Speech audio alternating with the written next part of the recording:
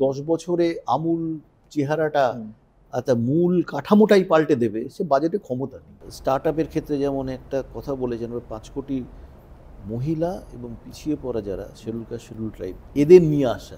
প্রায় 40% মানুষ কিন্তু গ্রাম বা আধা শহর অঞ্চলে বাস করে। তারা সবাই কিন্তু চাষবাস করেন, তারা ওখানে থেকে অন্যান্য কাজ করেন, বৃত্ত বা মজুরি আয় করেন, খেটে দিন মজুরি করে বা নিজের স্বনিযুক্তি হোক যে করে হোক।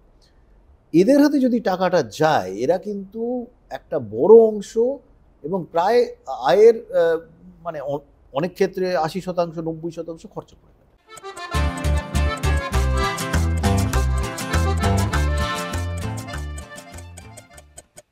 মধ্যবিত্ত আমজনতা থেকে বিত্তশালী ব্যবসায়ী বছরই একটা দিন বাজেটে সবার নজর থাকে। বাজেট 2025 আমাদের দেশকে, আমাদের জনগণকে কি দিশা দেখালো?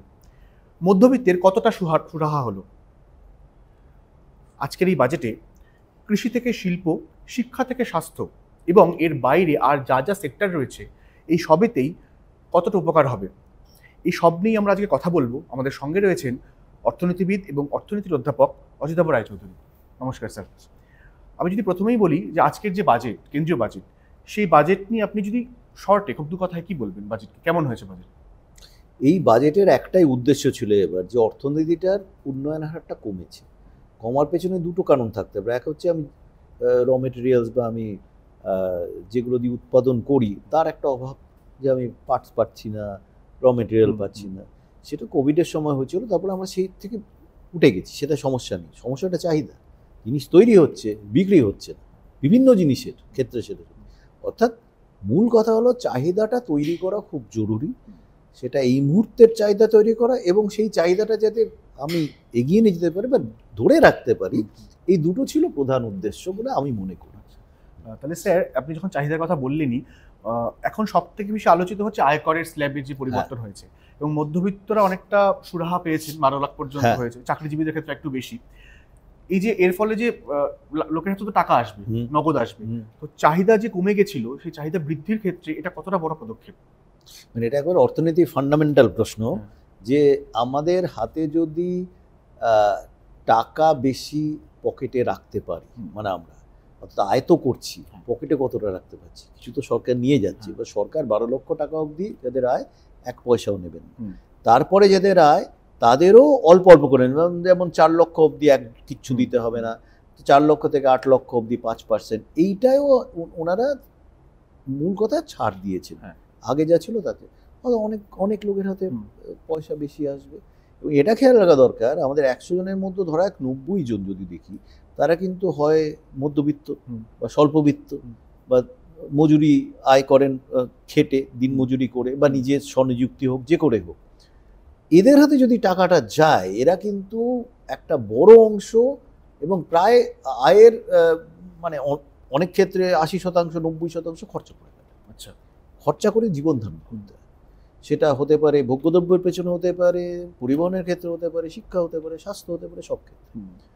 কিন্তু যারা খুব উচ্চবিত্ত তারা কিন্তু অত পরিমাণ খরচা করেন, তাদের প্রচুর পয়সা, তাদের কতটা খরচা হবে, অর্থাৎ তারা যা খরচা করছেন।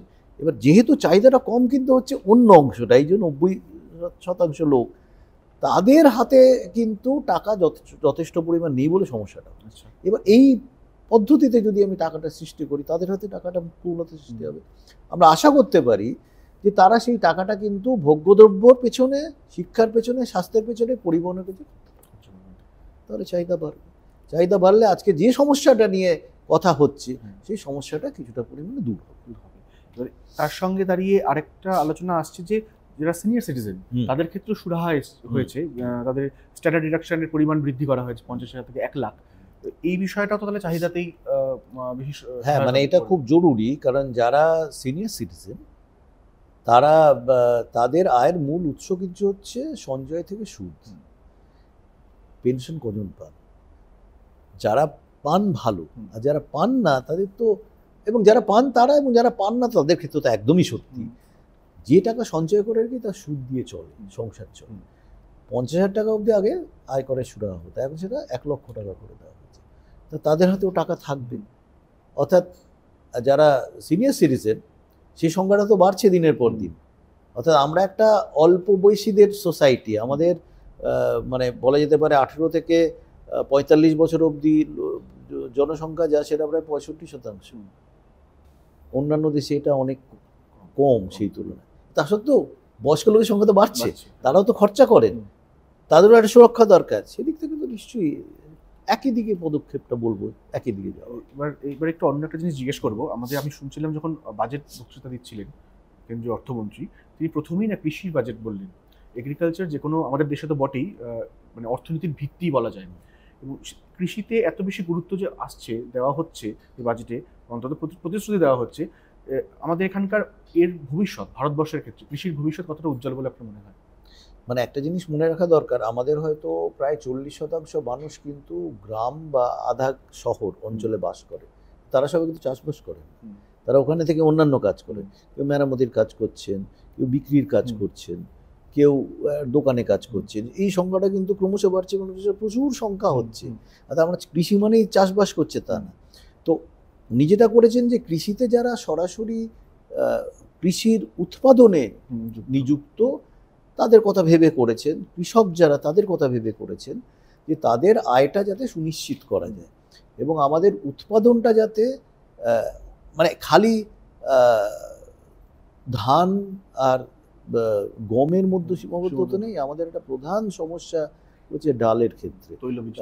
তো এক হচ্ছে তেলের, তৈলবীজ, আর একটা হচ্ছে ডাল। এই দুটো প্রচুর পরিমাণে আমদানি করতে হয়, যা করি আমরা তাতে আমাদের পুরো আমরা মিট করতে পারি না আমাদের চাহিদা। যেটা এই দুটোর উপরে জোর দেওয়ার কথা একেবারে পরিষ্কার করে বলেছেন যে এইগুলোতে আমাদের উৎপাদন বাড়ানোর জন্য আমরা আরও বেশি করে নজর দেব। তার সাথে মাছের, বিশেষ করে সি ফুড, সামুদ্রিক মাছ, যেটা কিন্তু আমাদের একটা বড় রপ্তানির জায়গা, যেখান থেকে রপ্তানি করে আমরা অনেক আয় করি। এই জায়গাগুলোতে আমাদের দৃষ্টি দেওয়া এবং পরবর্তী ক্ষেত্রে এটাও বলেছেন ওই চাষের ক্ষেত্রে, বিহারে যেমন কোশিতে একটা বলেছেন চাষটাকে আরো ব্যাপ্ত করার জন্য কোশি ব্যবহার। ইন জেনারেল পরিকাঠামোটা ওইখানে করা যাতে তারা চাষবাসের ক্ষেত্রে সুবিধা পান, সেটা করেছেন।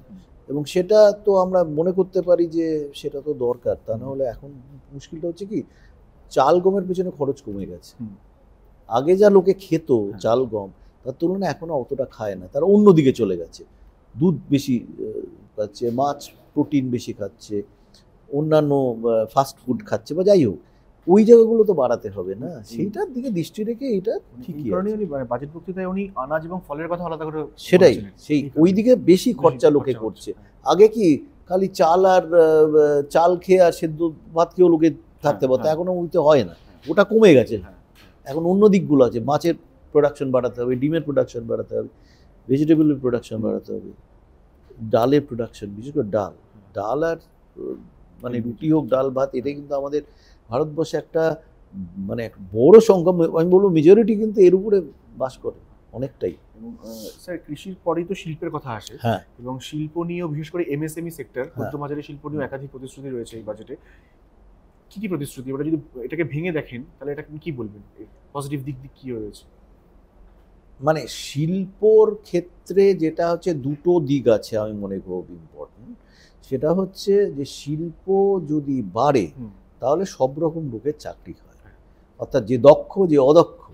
যেমন আমাদের কিন্তু কনস্ট্রাকশন অর্থাৎ নির্মাণও কিন্তু শিল্প, তাতে কত রকমের লোকের চাকরি হচ্ছে, একেবারে অদক্ষ থেকে সব রকম। এবং কি হয়, শিল্পক্ষেত্র বাড়লে কি আজকে যে ঠেলা চালাচ্ছে বা যে মেরামতির কাজ করছে বা যে বিক্রি করছে, এতগুলো লোকের কিন্তু সংস্থান হয়ে যাচ্ছে। তার মানে একটা শিল্প বাড়লে কিন্তু খালি শিল্পের ওই জিনিসটা, তোর একটা মোবাইল ফোন তৈরি হলো বা একটা টু হুইলার তৈরি হলো, দু চাকার, এটাই নয়, তার সাথে অনেক কিছু জড়িত, অনেকগুলো ইন্ডাস্ট্রি লাভ হচ্ছে। অর্থাৎ আজকে যদি একটা বাড়ি বানানো হয় তার জন্য সিমেন্টের চাহিদা বাড়ছে, তার জন্য বালি বাড়ছে, পাথরের বাড়ছে, মানে স্টোন চিপ, কত রকমের জিনিস হচ্ছে। শিল্পর একটা বিশাল ভূমিকা আছে, সেটাকে উনি ধরেছেন এই জায়গাটা যে শিল্পটাকে ধরে রাখতে হবে। শিল্পের গতি তো ভালো নয়, শিল্প খুব যে বাড়ছে তা না। খুব বেশি যে শিল্পক্ষেত্রে সরাসরি সরকার মানে হস্তক্ষেপ করে কিছু করতে পারবে তা না। শিল্পক্ষেত্রটা এখন মূলত বেসরকারি ক্ষেত্রে।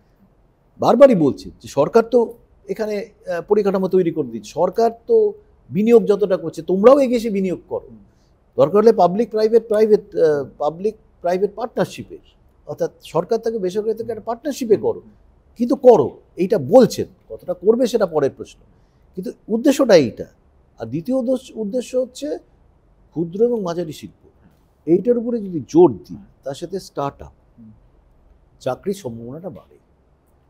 কারণ চাকরি এখন 10টা 5টা চাকরি, এইটা কিন্তু কমে এসছে, সেটা সরকারি হোক বেসরকারি হোক।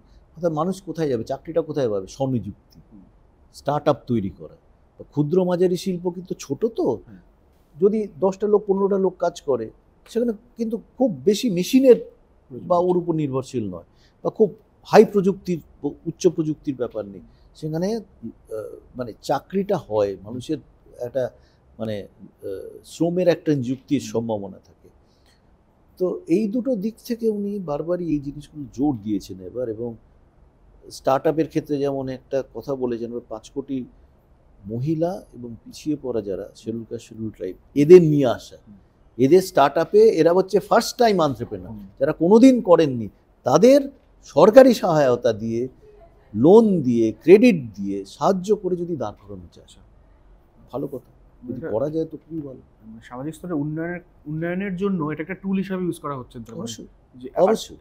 এই এক্ষেত্রে একটা জিনিস জিজ্ঞেস করবো, যে এমএসএমই সেক্টর এবং ক্ষুদ্র শিল্প, যেগুলো ক্ষুদ্র মাঝারি শিল্প, এই পুরো স্বনিযুক্তি প্রকল্পের যে কথাটা আপনি বললেন, এখানে তো চাকরি হয় বলছেন, মানে কর্মসংস্থানের সঙ্গে সরাসরি যোগাযোগ রয়েছে। এবং যেহেতু শিল্প এবং কৃষি ব্যবস্থা হয়ে গেল কথা হলো, এর সঙ্গে আমি তাহলে এই বাজেটে কর্মসংস্থানের দিশাটা ঠিক কি? কর্মসংস্থানের দিশা হচ্ছে যেটা বললাম, যে খালি সরকারি চাকরি পাবো বা বেসরকারি ক্ষেত্রে ওই 10টা 5টা রেগুলার চাকরি, ওই জাতীয় জিনিস বা বড় শিল্পে চাকরি, এগুলো কিন্তু খুব আশা করাটা উচিত নয়। সারা পৃথিবীতেই আজকে মেকানাইজেশন হচ্ছে, আর্টিফিশিয়াল ইন্টেলিজেন্স আছে, মেশিন লার্নিং আসছে, এই জায়গাটা তো আমি আটকে রাখতে পারবো না। অতএব কি হচ্ছে, আজকে একটা জায়গায় ওটা হলে নিশ্চয়ই আজকে শ্রম কিছুটা কমবে, কর্মসংস্থান কমবে, কিন্তু আমি যদি স্কেলটা বাড়াতে পারি, 10টার জায়গায় 1000 উৎপাদন করতে পারি, তাহলে তো বাড়বে কর্মসংস্থান। সেটাই কিন্তু উদ্দেশ্যটা। এবং ক্ষুদ্র মাঝারি শিল্প তো সরাসরি কর্মসংস্থান হয়, স্টার্ট আপেও হয়, বড় শিল্পের উপরে কিন্তু আলাদা করে খুব জোর এখানে নেই। জোরটা হচ্ছে ক্ষুদ্র মাঝারি, সেটাই কিন্তু এখন ভারতবর্ষের চেহারা। মানে ক্ষুদ্র মাঝারি শিল্প, একটা কথা বলেছেন, এটা খুব আলোচনার মধ্যে আসছে না, ক্ষুদ্র মাঝারি শিল্প কিন্তু যেটাকে বলে ওই গ্লোবাল সাপ্লাই চেন, অর্থাৎ আমি এমন একটা জিনিস তৈরি করে সরাসরি বাজার বিক্রি করছি তা না, আমি তৈরি করছি একটা বড় কোনো কোম্পানি, তার 10টা পার্টস তৈরি করতে হবে। একটা কম্পিউটারের 30টা পার্টস লাগে, একটা গাড়ি তৈরির 100টা পার্টস লাগে, ওইগুলো ছোট ছোট ছোট ছোট মাইক্রো স্মল মিডিয়াম ইন্ডাস্ট্রি, ক্ষুদ্র মাঝারি শিল্প, এরা যদি এদের সাথে জুড়ে যায়, তার একটা চেন তৈরি হল, তাহলেও তো কর্মসংস্থান প্রচুর হবে। কারণ বড় মাঝারি শিল্প তো অনেক কম্পিটিশনে দাঁড়ানোর মতো তাদের জোরটা বেশি, এটাও জোর দিয়েছে, যেটা যেরকমভাবে হোক এইটাকে আমরা সাপোর্ট করব, করছেনও, নানা রকম স্কিম করা হয়েছে, প্রোডাক্টিভিটি লিঙ্কড ইনসেন্টিভ স্কিম করেছেন, স্কিম অনেক কিছু আছে, দেখতে হবে কতটা সাকসেসফুল হয়। যদি হয় তাহলে কিন্তু ক্ষুদ্র মাঝারি শিল্পর একটা ভবিষ্যৎটা অনেক জোরালো, সুনিশ্চিত হয়, মানে এইটা দরকার। সেটা আজকাল এই অনেকেই তো আজকাল স্টার্টআপের মানে স্বপ্ন দেখেন, অনেকে চাকরি ছেড়েছেন, চাকরি ছেড়ে স্টার্টআপ করছেন, স্টার্টআপ নিয়েও অনেকগুলো কথা বলা হয়েছে। তার মানে যদি এই small and medium scale industry, এটা যদি সুনিশ্চিত হয় ভবিষ্যৎ, তাহলে অনেক যারা স্বপ্ন দেখছেন ব্যবসা করার, স্কিলড যারা, তাদের ক্ষেত্রে তো অনেকটা সুবিধা হয়েছে। বিশেষ করে সরকার যেটা করেন, মানে এটা তো মেজর প্রবলেম, একটা হচ্ছে লোন, ক্রেডিট, আর একটা হচ্ছে মার্কেটিং। এই দুটো ব্যাপারে ক্রেডিটের ব্যাপারটা ওনারা নিশ্চিত করতে চান। 10 কোটি টাকা থেকে 20 কোটি টাকা অবধি বাড়িয়ে দিয়েছেন। 20 কোটি টাকা অবধি স্টার্ট আপে ওনারা সরকারি সাহায্য দেবেন, যেটা 10 কোটি অবধি দিত। বড় 20 কোটি তো খুব কম না, এরা তারা বিশাল বড় শিল্প হয় না, ছোট ছোট ছোট, সে যে সেক্টরই হোক, সেটা বস্ত্রশিল্প হোক, ইলেকট্রনিক্স হোক, লেদারে হোক, চামড়ার ক্ষেত্রে হোক, বা কোনো রকমের পরিষেবা হোক, সবে এগুলো তো সাইজে ছোট, কিন্তু ওই যদি সাহায্যটা পাওয়া যায় তাহলে হয়তো দাঁড়িয়ে যেতে পারে। আর বললাম সাপ্লাই চেন যদি ঢুকে যেতে পারে কোনো রকম। আর এই যে আপনি এই যে কথাটা হলো এতক্ষণ স্যার বললেন আপনি যে কর্মসংস্থানের প্রসঙ্গ, এর সঙ্গে তো জড়িত আছে যে এখন যে কর্মসংস্থানের যে বাজার, সেখানে কিন্তু প্রচুর অস্থায়ী এবং চুক্তিভিত্তিক কর্মী ঠিক, প্রচুর আসছে। ঠিক। এবং তাদের সোশ্যাল সিকিউরিটি কি আছে, সামাজিক নিরাপত্তা এবং আনুষঙ্গিক সুবিধা, সেটা নিয়ে বারবার আলোচনা এসছে। কারণ এখন অনলাইন প্ল্যাটফর্ম বিভিন্ন রকম চলে এসছে। আজকে তো বাজেটে সেই প্রসঙ্গটা রয়েছে গিগ ওয়ার্কারদের জন্য, এই টার্মটা ইউজ করেছেন, গিগ ওয়ার্কারের টার্মটাই ইউজ করেছেন। এবং এই যে কাজটা, এটা কতটা আপনি কিভাবে দেখছেন? এটা ব্যবসার ক্ষেত্রে কিভাবে দেখছেন, এবং যারা কাজ করছে তাদের জন্য তো ভালোই। মানে কতগুলো জিনিসকে আমরা ইরিভার্সিবল, অপরিবর্তনীয়। আজকে মানুষ আস্তে আস্তে অভ্যস্ত হয়ে যাচ্ছে অনলাইন প্ল্যাটফর্মে। যত এটা বাড়ছে তত গিগ ওয়ার্কার্স, এবং এদের প্রধান সমস্যা হচ্ছে এদের রেজিস্ট্রেশন নেই। এরা জানে না কতজন লোক কাজ করছে। এটা ওনারা বলছেন রেজিস্ট্রেশন করতে হবে। ভালো কথা, একটা আমি রেজিস্ট্রেশন মানে একটা কোম্পানি যে তাকে নিযুক্ত করছে, আমি হঠাৎ তাড়িয়ে দিলাম, হঠাৎ রেখে দিলাম, ইচ্ছা মতো 20 ঘন্টা কাজ করলাম, এটা কিন্তু সম্ভব হবে না। কারণ রেজিস্ট্রেশন করা মানে তোমাকে কতগুলো নিয়ম মেনে চলতে হবে, খুব ঠিক নিয়ম মেনে চলা উচিত। আর বলেছেন প্রায় ওই একটা বড় সংখ্যা 1 কোটি প্রায় গিগ ওয়ার্কার্স, তাদের ওই একটা প্রধানমন্ত্রী স্বাস্থ্য যোজনা বা এরকম একটা কিছুতে ওনাদের নিয়ে আসা, যাতে তারা অন্তত মেডিকেল বেনিফিটটা তারা পায়। কিন্তু মানে এটা কোনো অংশে বলা যেতে পারে না যেটা খারাপ পদক্ষেপ, কিন্তু সমস্যাটা হচ্ছে যে এরা তো আফটার অল, আমরা যদি গিগ ওয়ার্কার বলি, চুক্তিভিত্তিক, এবং প্রচুর সংখ্যক অল্প বয়সী ছেলেরা এখানে নিযুক্ত হয়ে যাচ্ছে। এখন এদের একেবারে চুক্তিভিত্তিক এবং কিছুটা কোম্পানির পলিসির উপর নির্ভর করে, কতটা এদের স্থায়িত্ব আমি নিশ্চিত করতে পারি। স্থায়িত্ব যদি না নিশ্চিত করতে পারি, তাহলে এরা তো ওই জীবনে ঝুঁকি নিয়ে কাজ করছে, অসম্ভব বেশি পরিশ্রম করতে। একটা স্থায়িত্ব তো এই অনলাইন প্ল্যাটফর্ম দিতে পারছে না, সারা পৃথিবীতেই পারছে না। সেইটা সম্বন্ধে খুব বেশি কথা নেই। আমি তাকে একটা কোনো স্কিমে নিয়ে এলাম যাতে তুমি মেডিকেল বেনিফিট পাও, স্বাস্থ্যের কিছু সুবিধা পাও, কিন্তু আমি নিশ্চিত করতে পারবো যে এ কথাটা সরকার বলার জায়গায় নেই। সেইটা একটা সমস্যা। রেজিস্ট্রেশনটা করলাম, তাতে হয়তো মানে 20 ঘন্টার জায়গায় আমি বললাম যে তোমাকে 14 ঘন্টা 12 ঘন্টা বেশি কাজ করতে হবে, মানে করতে পারবে না, এর বেশি কিছু করা সম্ভব নয়। এই যে আলোচনা হলো, এখানে একটা বিষয় যেটা হচ্ছে যে স্বাস্থ্য, এই প্রসঙ্গটা আনতে চাইছিলাম। স্বাস্থ্য তো একটা খুব মাথা ব্যথার বিষয়, এখন বলবি অবশ্যই, যেরকম খরচ বাড়ছে সবকিছুতে। সেখানে এই বাজেটে কিন্তু একাধিক মেডিকেল কলেজে সিট বাড়ানো, আসন সংখ্যা বাড়ানো, আর আনুষঙ্গিক মানে স্বাস্থ্য শিক্ষার ক্ষেত্রে সিট বাড়াবেন মেডিকেল কাজ করেছে। লং টার্ম 5 বছরের জন্য ভাবনা হয়েছে। তার সঙ্গে ক্যান্সার এবং কিছু বিরল রোগের ক্ষেত্রে ওষুধের উপর থেকে শুল্ক প্রত্যাহার করেছে, জীবনদায়ী ওষুধের ক্ষেত্রে। এই বিষয়টা মানে সাধারণ মানুষ যারা ভুক্তভোগী তাদের জন্য তো ভালোই, ব্যবসার ক্ষেত্রেও কিরকম হতে পারে? মানে যারা এখানে বিদেশ থেকে, আমি কেন জিজ্ঞেস করছি জিনিসটা, মেডিকেল ট্যুরিজমের কথা বলেছি, বিদেশ থেকে আসছেন বা এখানে আসছে, এই পুরো বিষয়টা কিন্তু একসঙ্গে দুটো জিনিসই উনি উল্লেখ করেছেন। একজন জীবনদায়ী ওষুধের উপরে উনি শুল্ক মানে সরিয়ে দিয়েছেন প্রায় আরো বোধহয় গোটা 36টা মতো। সে তো ভীষণই দরকার।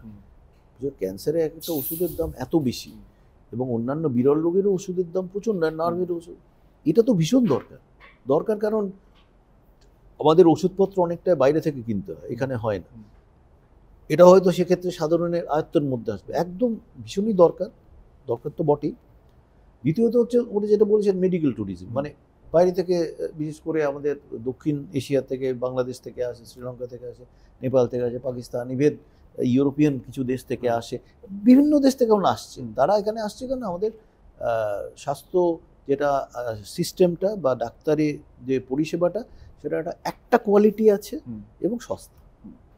এটা যদি বাড়ে, সেটা কিন্তু আমাদের একটা আয়ের জায়গাও খুলে দেয়, এবং এটা কিন্তু একটা বড় জায়গা যেখানে কিন্তু অনেক মানুষ জড়িত। একটা হসপিটাল বা তার সাথে কিন্তু অনেক ধরনের মানুষ জড়িত হয়ে থাকে। তো সেটাকে ওরা বাড়াতে চান, ভালো কথা যদি বাড়াতে পারেন, কারণ সেখানে তাহলে একটা মিনিমাম কোয়ালিটিটা তোমায় দিতে হবে একটা হাসপাতাল বা ইত্যাদিতে। সেইটা ওনারা বলছেন। এখন তো আমরা জানি হাসপাতাল তো বেসরকারি ক্ষেত্রে অনেক বেশি বাড়ছে সরকারির চেয়ে, বেসরকারি ক্ষেত্রে একটা মিনিমাম কোয়ালিটি দেবে আশা করা যায়, সেটুকু ওনারা চেষ্টা করবেন বলেছেন। ঠিকই আছে। বাট একটা বারবার কথা বলা হয় যে এই বাজেট জনমুখী নাকি অন্যরকম, নানারকম তর্জা চলে, সেগুলো দূরে সরিয়ে রেখে একজন অর্থনীতিবিদ হিসাবে যদি আপনি বলেন যে এই বাজেট কতটা জনমুখী? আসলে দুটো জিনিস যেটা মাথায় রাখা দরকার, সেটা হচ্ছে যে আমাদের জনমুখী মানে কি বোঝাবো, সেটা একটা ব্যাপার।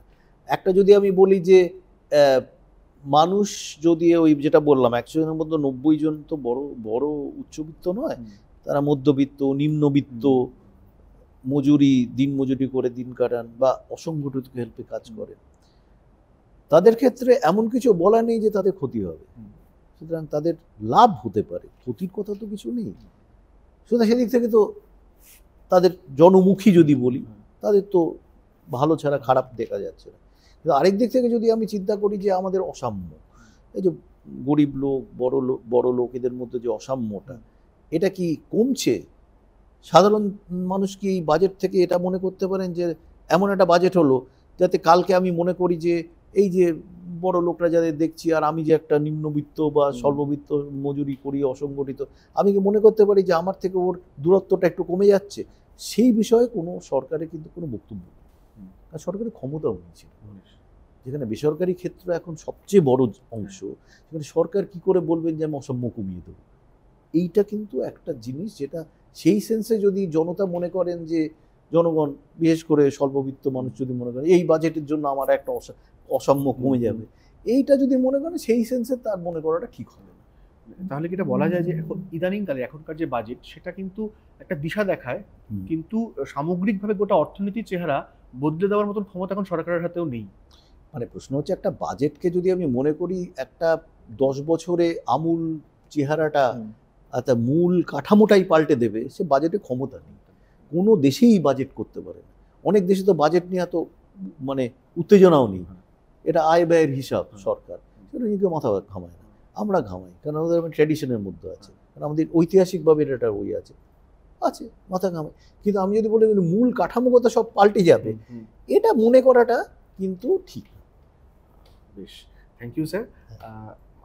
সাধারণ মানুষের কাছে বাজেট খুব জটিল বিষয়, নানা রকম আয় ব্যয়ের হিসেব থাকে, প্রচুর সংখ্যা থাকে, আমরা সবাই সেটা বুঝি না। কিন্তু এই যে আলোচনাটা হলো, এই আলোচনায় কিন্তু সেই জটিল বিষয়টাই স্যার আমাদের অনেক সহজ করে বুঝিয়ে দিলেন। আজ এই পর্যন্তই থাকলো। দেখতে থাকুন সঞ্চার সময় @এই সময় অনলাইন।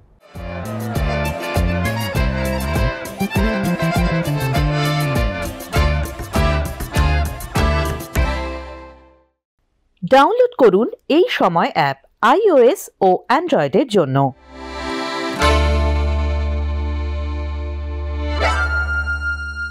ফলো করুন এই সময়.com। আপডেটেড ভিডিও স্টোরির জন্য সাবস্ক্রাইব করুন আমাদের ইউটিউব চ্যানেল।